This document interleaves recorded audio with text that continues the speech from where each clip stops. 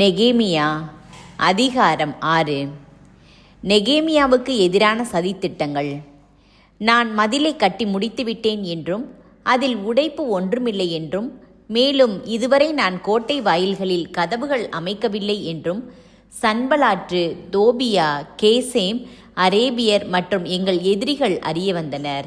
அப்பொழுது சன்பலாற்று, தோபியா, கெசேம் ஆகியோர் என்னிடம் தூது அனுப்பி, நீர் புறப்பட்டு வாரும், ஓனோ சமவெளியில் உள்ள ஊர் ஒன்றில் சந்திப்போம் என்றனர்.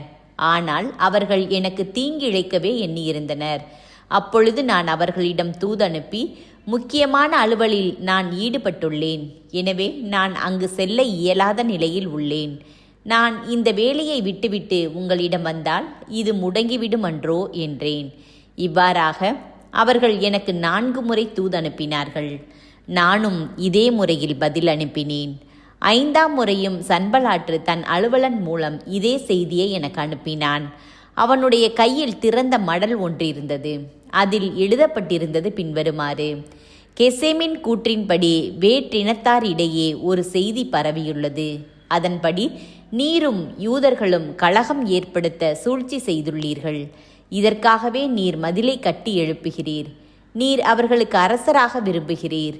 யூதாவில் ஓர் அரசர் உங்களுக்கு இருக்கிறார் என்று எருசலேமில் அறிவிக்க இறைவாக்கினர்களை நீர் ஏற்படுத்தியுள்ளீர். இச்செய்திகள் மன்னருக்கு எட்டிவிடும். எனவே நீர் வாரும், நாம் ஒன்றாக ஆலோசிக்கலாம். நான் அவனுக்கு பதில் அனுப்பினேன். நீர் சொல்வது போல் எவையும் நடக்கவில்லை. இவையெல்லாம் நீர் செய்யும் கற்பனையே. ஏனெனில் அவர்கள் அனைவரும் எங்களை அச்சுறுத்தினர். அவர்கள் கைகள் வேலை செய்வதில் தளர்ந்துவிடும், வேலை நின்றுவிடும் என்று சொல்லி வந்தனர். எனவே கடவுளே, என் கைகளை வலிமைப்படுத்தும். நான் மெகேட்ரபேலுக்கு பிறந்த தெலாயாவின் மகன் செமாயாவின் வீட்டிற்கு சென்றேன். அவன் அங்கு அடைபட்டு கிடந்தான். அவன், நாம் கடவுளின் இல்லமான கோவிலின் உள்ளே சந்திப்போம். கோவிலின் கதவுகளை நாம் மூடிக்கொள்வோம். ஏனெனில் அவர்கள் உம்மை கொல்ல வருகிறார்கள். உம்மை கொல்ல இரவில் வருகிறார்கள். நான் மறுமொழியாக, என்னை போன்ற மனிதன் ஓடி ஒளிவது முறையா?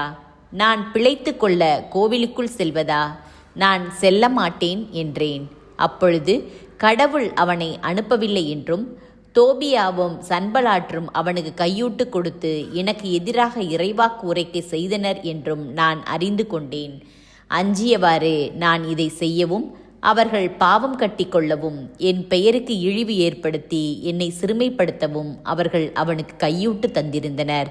என் கடவுளே, தோபியா, சன்பலாற்று இவர்களின் இச்செயல்களை இறைவாக்கினனான நொவாதியாவையும் என்னை அச்சுறுத்த முயன்ற ஏனைய இறைவாக்கினர்களையும் மறந்துவிடாதேயும். மதில் கட்டும் பணி நிறைவுறுதல். மதில் 52 நாள்களுள் கட்டப்பட்டு எலூல் மாதம் 25ஆம் நாளில் நிறைவடைந்தது. இதை எங்கள் எதிரிகள் அனைவரும் கேள்வியுற்ற போது எங்களை சூழ்ந்திருந்த எல்லா நாட்டினரும் அஞ்சி மனம் தளர்ந்து போயினர். ஏனெனில் இவ்வேளை நம் கடவுளின் உதவியால் நிறைவேறியது என்று கண்டனர். அக்காலத்தில் யூதாவின் தலைவர்கள் தோபியாவுக்கு பல மடல்களை அனுப்பி வந்தார்கள். தோபியாவின் மடல்களும் அவர்களுக்கு வந்து கொண்டிருந்தன. ஏனெனில் யூதாவில் பலர் அவனுக்கு வாக்குறுதி தந்திருந்தார்கள். ஏனென்றால் அவன் ஆரையின் மகனான செக்கனியாவுக்கு மருமகன். அவனுடைய யோகனான் பெரக்கியாவுக்கு பிறந்த மெசுல்லாவின் மகளை மணந்திருந்தான். எனவே அவர்கள் எனக்கு முன்பாக அவனது நற்செயல்களை பற்றி சொல்வார்கள். நான் சொன்னதை அவனிடம் சொல்வார்கள். என்னை அச்சுறுத்தும்படி தோபியா மடல்களை அனுப்பி கொண்டிருந்தான்.